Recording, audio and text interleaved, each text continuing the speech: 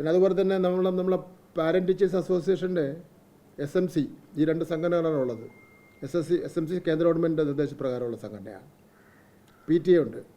ഇത് പല സ്ഥലങ്ങളിലും പല രീതിയിലാണ് പ്രവർത്തിക്കുന്നത്. ഒന്ന് PTAയുടെ പിന്നെ ബയല തന്നെ ഓരോരുത്തരും അവരുടെ ഇഷ്ടം പോലെ ഉണ്ടാക്കിയാണ്. അപ്പോൾ അതുകൊണ്ട് ഞാൻ പറഞ്ഞിരുന്നു, ഇത് സംസ്ഥാന വ്യാപകമായി നടപ്പിലാക്കുന്നതിന് വേണ്ടിയുള്ള ഒരു ബയല അത് പൂർത്തീകരിച്ചിരിക്കുകയാണ്. അത് പൊതുജനാഭിപ്രായം തേടുന്നതാണ്. കാര്യം വെച്ചാൽ ഒരു കുട്ടിയുടെ കുട്ടി ആ സ്കൂളിൽ പഠിക്കുമ്പോൾ മാത്രമേ രക്ഷകർത്താവ് PTA മെമ്പർ ആവുകയുള്ളൂ. ഇപ്രാവശ്യം ചില ആൾക്കാരെന്ന് പറഞ്ഞാൽ കുട്ടി അവിടെ നിന്ന് 10ാം ക്ലാസ് ജയിച്ച് പോയി 10 വർഷക്കാലം കഴിഞ്ഞാലും PTA പ്രസിഡന്റ് സ്ഥാനം മാറാൻ വേണ്ടി അവർ തയ്യാറല്ല. മാത്രമല്ല ഒരു PTAക്ക് എന്തൊക്കെ അധികാരങ്ങളുണ്ട്, എന്തൊക്കെ അധികാരങ്ങളില്ല എന്നതിനെ സംബന്ധിച്ചിടത്തോളം ഒരു പ്രശ്നമുണ്ട്. അപ്പോൾ അതുകൊണ്ട് PTAയുടെ ബയല, അതുപോലെ തന്നെ പൂർവ്വ വിദ്യാർത്ഥി സംഘടന വളരെ പ്രധാനമാണ്. നമുക്കെല്ലാവർക്കും നമ്മൾ പഠിച്ച കോളേജിനേക്കാൾ കമ്മിറ്റ്മെൻ്റ് എന്ന് പറഞ്ഞ സ്കൂളിനോടാണ്.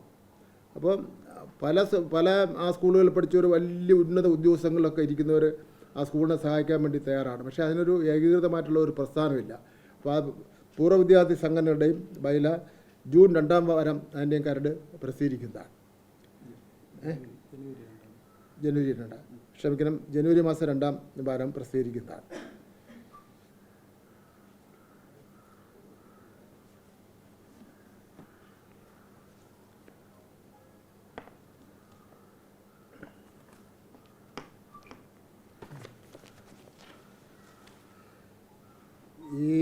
ഇന്നിപ്പോൾ ഈ കോൺഗ്രസിൻ്റെയും ഒക്കെ തന്നെ ചില പ്രസ്താവനകൾ വന്നിട്ടുണ്ട്. യഥാർത്ഥത്തിൽ ഇന്ത്യയിലെ ജനാധിപത്യം കശാപ്പ് ചെയ്യപ്പെടുമ്പോൾ എന്നാണ് ഞങ്ങൾ വിശ്വസിക്കുന്നത്. കോൺഗ്രസ് ഇപ്പോൾ RSSൻ്റെ റിക്രൂട്ടിംഗ് ഏജൻസികളായി മാറിക്കൊണ്ടിരിക്കുകയാണ്. ശശി തരൂരിനും ദിഗ്വിജയ് സിംഗിനും പിന്നാലെ ഇതാ സൽമാൻ ഖുർഷിദും RSSനെ വാഴ്ത്തപ്പെടുകയാണ്.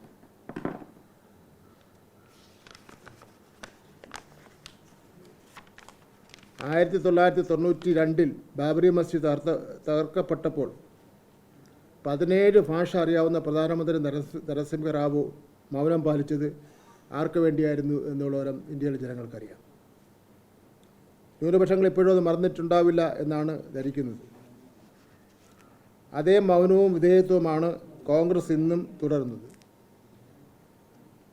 ഇവിടെ കേരളത്തിലേക്ക് വന്നാൽ ചിത്രം കൂടുതൽ വ്യക്തമാണ്. ദേശീയ തലത്തിൽ വാഴ്ത്തപ്പെടലാണെങ്കിൽ കേരളത്തിൽ അത് കോൺഗ്രസ് BJP സഖ്യത്തിൻ്റെ പ്രായോഗിക പരീക്ഷണമാണ്. അതിന് ഏറ്റവും വലിയ ഉദാഹരണമാണ് മറ്റത്തൂർ ഗ്രാമപഞ്ചായത്ത് തിരഞ്ഞെടുപ്പിൻ്റെ ഫലം. കണക്കുകൾ കള്ളം പറയില്ല. 1-2 ഉദാഹരണങ്ങൾ മാത്രം ഞാൻ ചൂണ്ടിക്കാണിക്കാം.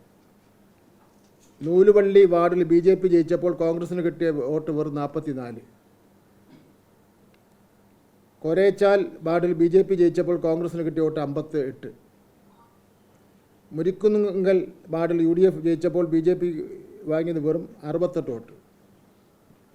ഇത് അഡ്ജസ്റ്റ്മെൻ്റ് രാഷ്ട്രീയം വല്ല എന്നുള്ളതാണ്.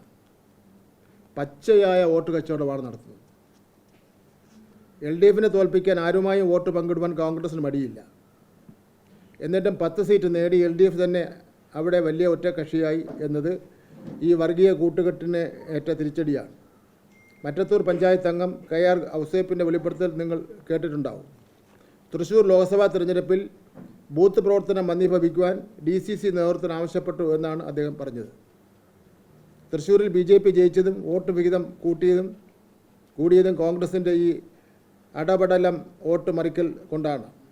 എന്നിട്ടും BJPയുമായി അധികാരം പങ്കിടുന്ന അംഗങ്ങളെ പുറത്താക്കുവാൻ കോൺഗ്രസ് തയ്യാറാകുന്നില്ല. കാരണം ഇന്നത്തെ കോൺഗ്രസ് നാളത്തെ BJP എന്നാണ് അവരുടെ മുദ്രാവാക്യം. 35 MLAമാരുണ്ടെങ്കിൽ കേരളം ഭരിക്കുമെന്ന് BJP പറയുന്നത് ഈ കോൺഗ്രസ്സുകാരെ വിലക്കെടുക്കാമെന്ന ധൈര്യം കൊണ്ടാണ്. തിരുവനന്തപുരത്ത് VK പ്രശാന്ത് MLAയുടെ ഓഫീസ് ഒഴിയണമെന്ന് BJP കൗൺസിലർ ആവശ്യപ്പെടുമ്പോൾ അതിനെ കുടപിടിക്കുന്നത് കോൺഗ്രസ് നേതാക്കളായ K മുരളീധരനും ശബരിനാഥുമാണ്. കേരളത്തിൻ്റെ മുഖ്യമന്ത്രി പിണറായി വിജയൻ പ്രധാനമന്ത്രിയുടെ ഏജൻ്റാണെന്ന് പച്ചക്കള്ളം പ്രചരിപ്പിക്കുന്നത് RSS കോൺഗ്രസ് അജണ്ടയാണ്. അത് മുരളീധരനെ പോലുള്ളവർ ഏറ്റെടുക്കുന്നത് ലജ്ജാകരമാണ്. യഥാർത്ഥത്തിൽ BJPയുടെ പിന്നെ ഏജൻ്റായും അല്ലെങ്കിൽ അവരുടെ ഒരു പിന്നെ ചവിട്ടുപടിയായും നിൽക്കുന്ന ആരാ? മുരളീധരൻ്റെ കുടുംബം തന്നെയാണ്. പിണറായി വിജയൻ്റെ വിജയൻ സഹാബിൻ്റെ വീട്ടിൽ നിന്നുള്ള ആരും അങ്ങനെ ഒരു അബദ്ധം കാണിച്ചിട്ടില്ല. അപ്പം മുരളീധരൻ്റെ കുടുംബത്തിൽ ആരാണെന്ന് പറയണല്ലോ ബി ജെ പിയിൽ പോയിട്ട്. അപ്പോൾ എന്തായാലും അനിയനും ചേട്ടനും ഒക്കെ അല്ലേ, ഒരു ബന്ധം എന്തായാലും ഉണ്ടാവുള്ളൂ. അപ്പോൾ ബി ജെ പിയും കോൺഗ്രസും തമ്മിലുള്ള പാലം പണിയുന്നത് മുരളീധരൻ്റെ കുടുംബമാണ്.